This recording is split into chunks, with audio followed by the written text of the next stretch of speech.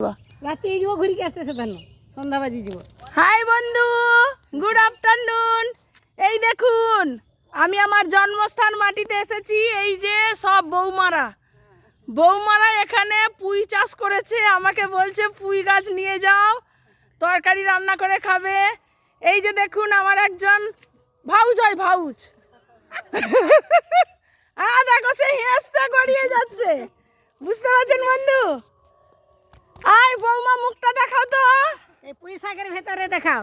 দেখাও, ভালো লাগবে। গ্রিন ভালো, মানে গ্রিনের মধ্যে ভালো লাগে। এই তো আমার হাতে এখানে দেখেছেন, যাদের ঘরে পুঁই চাষ সেই বৌমাকে দেখতে পাচ্ছি। বলছে পিসি নিয়ে যাও পুঁই শাক, রান্না করে খাবে। আমি আর কি বলবো বন্ধু, এখানে এসছি যখন সবার কাছে দেখা করে করে যাচ্ছি।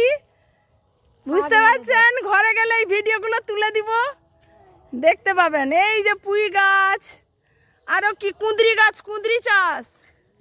এগুলো আমরা কিনে খাই। এগরা বাজারে বেশি দূর নয়, এগরা বাজারে এইটুকু তো রাস্তা।